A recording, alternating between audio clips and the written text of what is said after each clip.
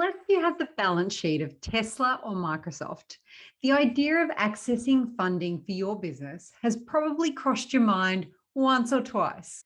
Choosing the right type of financing for your business is often met with little understanding of what finance options may or may not be right for your situation. After all, we require funding for different reasons at different times in our business cycle. There isn't a one-size-fits-all when it comes to this stuff. So how do we know what is available to our business, what we may need to access it, and whether it's right for us? Let's chat about it.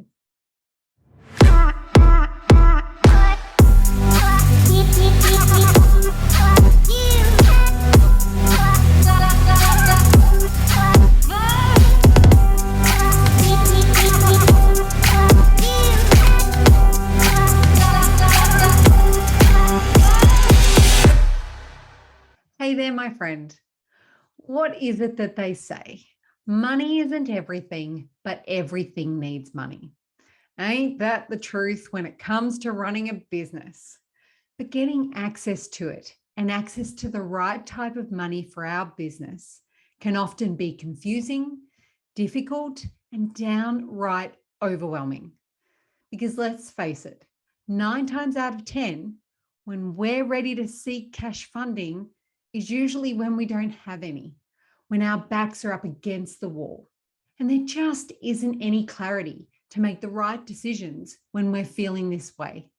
And perhaps, you know what, that might be a whole other discussion. But today, I wanted to take a moment when hopefully we have a brief moment of clarity to discuss funding options for small business. For everything from what's available, how available it is, and what it's going to take to get you access to it. After all, the best time to discuss funding options is when you don't need it. Believe it or not, there are plenty of different types of funding options available for small business owners.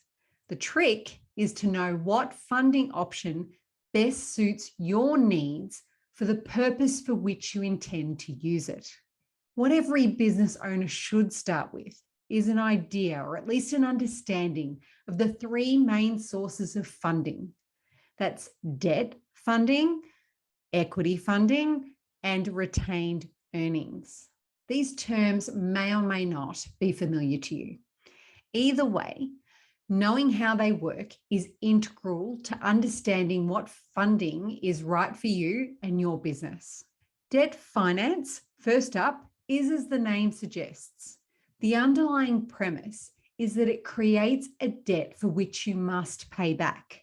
Debt finance comes in many different forms, most commonly loans and credit cards.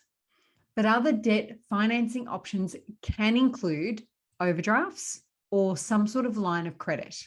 The typical characteristic of debt funding or debt financing is in the actual agreement. You see, cash is made available at a cost, let's call it interest, with the intent of repaying the entire amount of the cash back to the party that provided it to you, plus any interest it has cost you in the process. It's a simple enough arrangement with equal part benefit and drawbacks. One of the upsides to debt finance for your business is that options are vast. This isn't just reserved for banks anymore. There are many lending institutions available to fund your cash requirements through debt financing. Another pro in this instance is that there is a clear structure around the whole arrangement. You know what the repayments are, you know what the term of the loan is, it's clear and easy to follow. The biggest upside is that you don't need to give up any of your business ownership to get access to the funds. And therefore, you don't have to share any of the profits. It's a clean transaction that will cease once the funds and interest are paid back. And that, to me, is appealing. But what is not appealing about debt finance is, of course, the interest component. Talk about vast.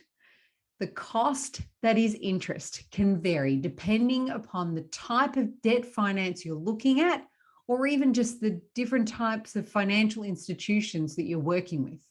For example, if a personal loan is required, the interest is typically lower. It's lower because of the simplicity of the transaction and the terms itself. Let's say you want an amount of cash. The bank is happy to provide you if you pay X amount of interest percentage. Once you've paid it back, the agreement is done. But there are other debt financing facilities that can attract a greater amount of interest or cost to your business because the access to the cash is structured differently. Let's take the example of an overdraft. For those that aren't familiar with how an overdraft works, essentially you enter into an agreement with a lender who gives you access to an agreed amount of cash. That cash can be accessed at any time and for as long as the agreement allows, which is often longer than the standard loan terms. The difference, however, is that once the funds are repaid, you actually still have access to the cash to use again and again, so long as you keep repaying the amount. You still have access. Of course, if the agreement is still valid. And it's here in this specific detail of this type of funding that the interest rate would be higher. The cost to have the funds available is a lot higher, but the upside in this instance is that you only pay for the portion of the funds that you're using. So even if you have the facility sitting there for you to use and you're not using it, you only actually start paying the interest on every dollar that you use. Pretty appealing, I'd say, but it comes at a cost. Other less appealing traits of debt finance is that you are likely to have to secure the loan with some sort of personal collateral, and these loans could be hard to qualify for. You know me, I'm a planner. So whenever I discuss future planning with clients, we insert the discussion of debt finance in the event that there may be funding requirements to get a project off the ground, introduce a new product, or even grow the business. And we typically start this discussion at least 2 to 3 years out, because lending organizations usually require you to provide at least, and I'm talking at least, there are some that are asking for 5, but at least 2 years worth of financial information to apply for debt finance. So you'll need to factor this in, the earlier, the better. Not knowing this has created so much grief when funding requirements are immediate for most. I see it all the time. There is this scurry to get financials finished and done, to get access to them. So it's no surprise when I say being prepared and having your finances in order will bode well for you in this instance. It's needed to reassure the lending institution that your business can service the loan, make the repayments, if you will. And I think it's fair enough, really, especially when it comes to lending money. Equity finance, on the other hand, is a different kettle of fish altogether. Equity finance involves you having to hand over equity in the business. Those providing equity finance are after a piece of the pie. But it's not all doom and gloom. There is some real upside to going down this route when it comes to accessing cash for your business. The most obvious being that you're free from debt and the dreaded repayment schedule. Yep, equity financing options aren't debt in any way. They are simply an exchange of cash, just the injection that you need, in exchange for a cut of the profits, a cut of the business. There's no repayment, no interest, and no debt. But let's not ignore the suggestion that you will need to give up part of your business in return for these funds. And that could suit you perfectly or not. But think about it. There are many different types of equity financing available that could see you not only have the cash into your business that you need, but also may come with access to desirable expertise. Those getting into business with you, those investing and providing the injection of cash, may bring to the table the support you need to get your business where you want it to go, not just the cash. Think Shark Tank if that type of show is familiar to you. There's an investor with access to cash willing to invest in something of interest to them. It's a win-win in some instances. Equity funding can be angel investors, those who seek smaller, riskier investments on which to get in early and profit from the future successes of the business. They come with typically flexible arrangements and expertise, but are likely to be after a considerable stake in the business. There are venture capitalists who are a little bit different to angel investors. They generally prefer companies in the growth phase and are looking to profit sooner rather than later. But they bring with them high standards, serious expertise, and deep pockets, but are extremely picky with who they will work with and expect control. The most common equity funding of this time is crowdfunding, making it easier for business owners to raise loads of easy cash by offering a portion of their business or product in return.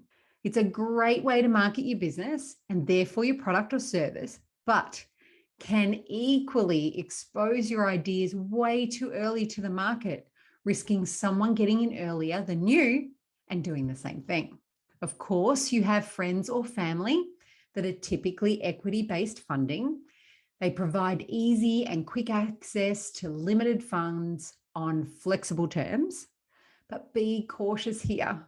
It can quickly turn sour if the arrangements aren't managed appropriately, and they should be considered just as much of a management than any other funding. Just because they're friends and family doesn't mean you don't have to run a tight ship on this type of funding, probably more so because you don't want that to go bad. And then I mentioned retained profits as a means of funding. My favorite kind. Retained profits are literally the profits you retain in your business for reinvestment.